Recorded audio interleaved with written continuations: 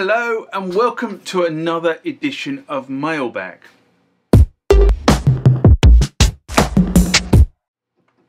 What is Mailbag? Well, Mailbag is a feature of the channel where you guys leave lots of comments on the channel and I attempt to answer those comments, or if I can't answer those comments, I throw it out to you guys who have more knowledge on some of this stuff than I do. So let's get into the first mailbag of this session. Remember, like, comment, subscribe to the channel. Go over to Instagram and follow me there. Go over to Facebook, follow me there. That's where the normal notices are. And consider becoming a Patreon. So the next comment or question comes from Jagas. Jagas is probably the better way to pronounce it. And this was in response to Korg M1R, how to convert the 110 volt version to a 230 volt operation. A video I did way back in December 2015. I was obviously bored that afternoon. But I managed to buy a 110 volt version. And then I bought an M1R that was not working, it was being broken for parts. And swapped the 240 volt power board out. Very simple. Anyway, Jagas writes, I'm getting an M1R EX from Japan. I'm not sure if they were actually sold in Europe or not, but I have an M1R that's a 240 volt, so I may take the power supply out of it and replace with the 110 volt, which is exactly what I did in that video. Now, what I was sold, the EX was sold in this country. You could get the EX in a keyboard, you could get the EX in a module, and there was from Korg an upgrade package that you could buy, and they would basically make your Korg M1 or M1R an EX as well. It's a daughter board that is put into the machine, and a change of a ROM chip if I remember correctly, but I could be wrong on that because it's so long ago since I did the research on that.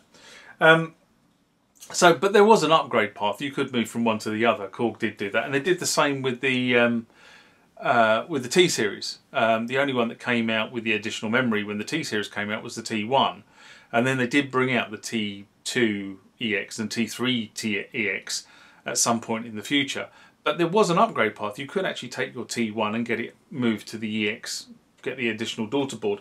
And funny enough, I have an additional daughter board here, and I keep meaning to put it on eBay and sell it. And for the life of me, it just kind of escapes my mind. But we're having a massive clear out at the moment. I'll come on to that in the next SMR. So maybe I get listed at that point when I come across the box with it in. Anyway, so as I say, there was an upgrade path. They were sold in the UK.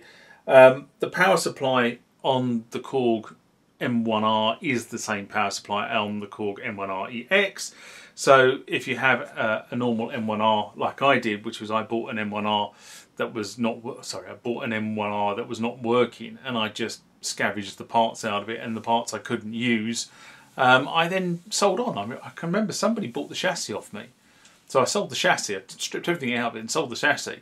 The thing that wasn't working on the M1R, if I remember correctly, the actual motherboard, the main motherboard on the M1R that I had, was completely kaput. A lot of the chips had been, I don't know what the person who owned it before me had been doing with it, but he basically had shagged some of the chips, which probably means that he'd been fiddling around with voltages or God knows what else, but they were bust. And the only good thing was that the board was there, but the chips on it were knackered. So I didn't sell that on.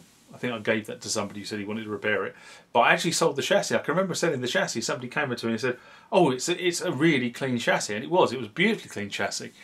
And the guy came up and said, "How much do you want for it?" I can't remember what I sold it for now, but I sort of just said an off the cuff number, like 50 quid or something like that. Anyway, done.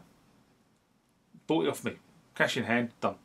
Anyway, so yeah, you can transplant one from the other. So just to answer the question, if you can get a donor keyboard that is not working, you can quite often use that donor keyboard to scavenge parts and fix the keyboard. It's kind of the Centaur model. That's what Centaur do. I mean, you see Sam in the Centaur van going around America picking up keyboards, taking them back to New Brunswick, which is where Centaur are, and then breaking them down for the spares, and then selling the spares to the likes of you and I, because we can't find the spares for the particular unit. Which is kind of why when you go to the Centaur website, you find something, you go, ah, that's what I want, and they go out of stock, because they haven't managed to break one of those recently, and they're sold out. But so, in answer to the question, yes, you can transplant one to the other. Next comment or question comes from Jeff Bourne Ho. That doesn't sound right. 8643. And this was in response to Easter noodling my first exploration of the Roland S-330, which is a cracking little sampler that I bought, or the video I did in April 2020. And Jeff writes, have you made your own sample sets? I'm trying to figure out how to sample some drums and map them individually to keys, but I'm completely stumped. Have you done this? I'd love to see how it's done. Thanks. Video in the offing is all I can say on that one. But there are a couple of gotchas that I can give you here. First of all, you only have a limited amount of memory. It's not very big, the memory on the sample is not particularly great. So you should choose your sample rates and times very carefully. Remember, instruments like cymbals need a certain amount of decay. So if you are trying to sample a cymbal, you know, once you've hit it, you need to let the decay run off. Many people don't really quite get that.